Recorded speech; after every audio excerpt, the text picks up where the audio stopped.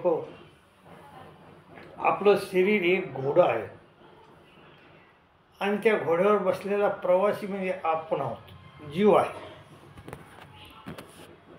आणि त्या जीवाच्या हातामध्ये त्या घोड्याचा लगाम आहे आणि तो लगाम म्हणजे आपलं मन आहे. आपल्याला 5 कर्मेंद्रिय आहेत, 5 ज्ञानेंद्रिय आहेत, 10 इंद्रिय आहेत आणि 11 इंद्रिय मन आहे. तर हे मन अदृश्य इंद्रिय आहे, पण हे अतिशय कठीण आहे. श्रीकृष्ण महाराजाला देखील अर्जुनानं विचारलं, देवा मन फार चंचल आहे. कारण श्रीकृष्ण महाराज अर्जुनाला 6व्या अध्यायामध्ये आत्मसंयम करायला सांगतात. आत्मसंयम कर, मन स्थिर कर. तर तो अर्जुन म्हणतो, देवा की हा मन चंचलम ही मन कृष्ण, मन तर चंचल आहे, प्रमाथी आहे. प्रमाथी बलवदृढम तस्याहम निग्रहम म्हणणे वायुसु दुष्करम, आणि वाऱ्यासारखं इथे दुष्कर आहे. वायुसु दुष्करम. तेव्हा श्रीकृष्ण महाराज कबूल करतात आणि म्हणतात ते अर्जुना, असंशय महाबाहो मनो दुर्निग्रहम चलम अभ्यासेन तर कोणते वैराग्यानेच गृहीत. पण जरी ते दुष्कर आहे, मग धरून ठेवायला अवघड आहे, परंतु अभ्यास कर, प्रयत्न कर आणि वैराग्य कर. अभ्यासेन तर कोणते वैराग्यानेच गृहीते. पण अर्जुना, जर तू संयमी असेल तर हे ठीक आहे, पण असंयत आत्मनायोगो दुष्प्रप्ती मी होती. असंयमी माणूस जो असन असंयत आत्मनायोगो दुष्प्रप्ती मी होती. वशात म्हणून तू येतात अशक्य वापतो मग पाहता. आणि जो माणूस असंयमी आहे, जो प्रयत्न करतो, त्याला शक्य आहे. असंशय महाभाव मनो दुर्निग्रहम चलम अभ्यासेन कोणते वैराग्यांचं गृहीते. अभ्यास म्हणजे प्रयत्न कर आणि वैराग्य कर, वैराग्यांचं गृहीते. असंयत, पण असंयमी माणसाला हे शक्य नाही. असंयत आत्मनायोगो दुष्प्राप्ती मेमती वशात म्हणतो येता शक्य वापतो उपाय. तेव्हा अर्जुन म्हणतो, देवा ठीक आहे, मी मनाला आवडण्याचा प्रयत्न करतो, तुझं स्मरण बी करतो, तुझं चिंतन करतो, परंतु मी चिंतन करता करता जर भ्रष्ट झालो, ऐती सद्वय पेतो, योगाचलित झालो, योगाचलित माणसं अप्राप्य योग संसिद्धीम कामगतीम कृष्ण गच्छती. माझी काय गती होईल मग तिथं? असं श्रीकृष्ण महाराजाला अर्जुन विचारतो. ऐती सद्वय पेतो योगाचलित माणस अप्राप्य योग संसिद्धीम कामगतीम कृष्ण गच्छती. कच्चिनो भ्रष्ट छिना भ्रमो नष्टती अप्रतिष्ठो महाभाव इमुडो ब्रह्मणपती. तर माझे त्या ढगासारखे तुकडे तुकडे तर होऊन पडणार नाही मी नाही. तर श्रीकृष्ण महाराज त्याला म्हणतात, अर्जुना पार्थ नैवेह नामूत्र विनाशेस तसे विद्यते. अर्जुना,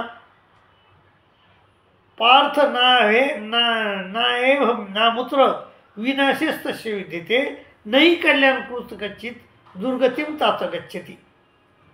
प्राप्य पुण्यकृता लोका नुसित्वा शाश्वती समा शुचिनाम सीमताम गेहे योग भ्रष्टो विजायत. त्या माणसाची तू म्हणतो तशी दुर्गती होत नाही. कोणीही चांगलं काम करत असताना त्याची वाईट गती कधी होत नसते. म्हणजे नाही कल्याणकृत गच्छित दुर्गतीम तात गच्छति. प्राप्य पुण्यकृता लोका नुसिता. आणि त्याचं काय होते मग? प्राप्य पुण्यकृता लोका नुसित्वा शाश्वती समा शुचिनाम श्रीमताम गेहे योग भ्रष्टो विजायते.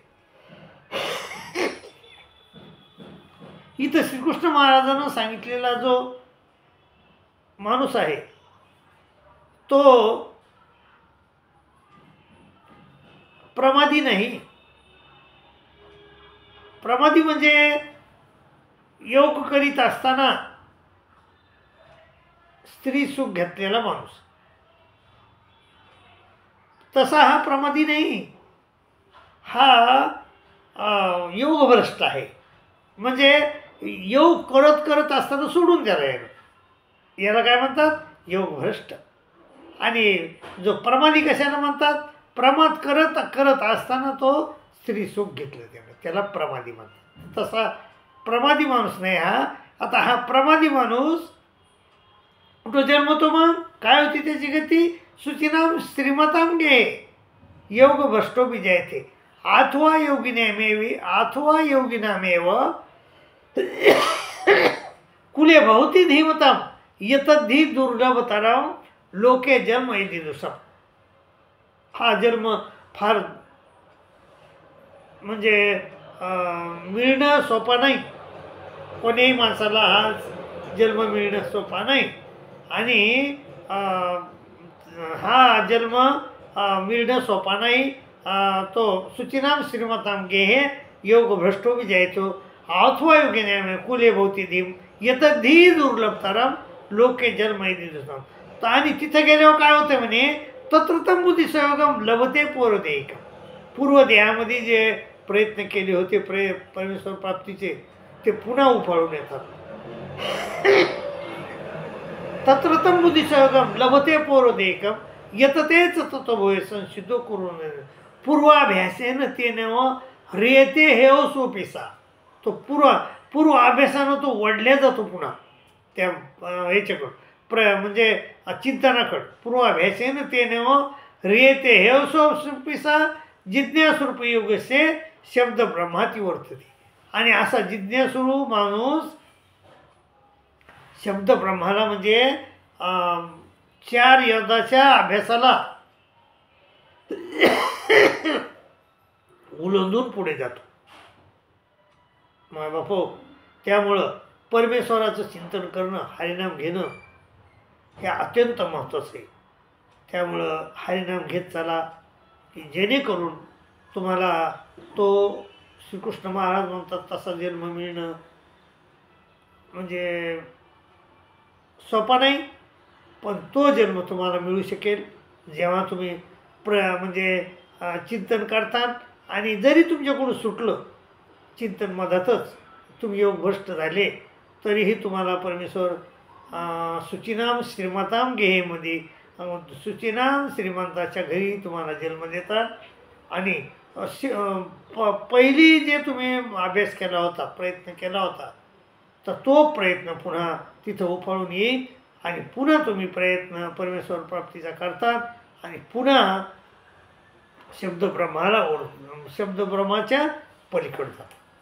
असं माय बापो, आपल्याला परमेश्वराचं चिंतन करायचं आहे. चिंतन करा परमेश्वराचं आणि शब्दब्रह्माला पार करून जा माय बापो.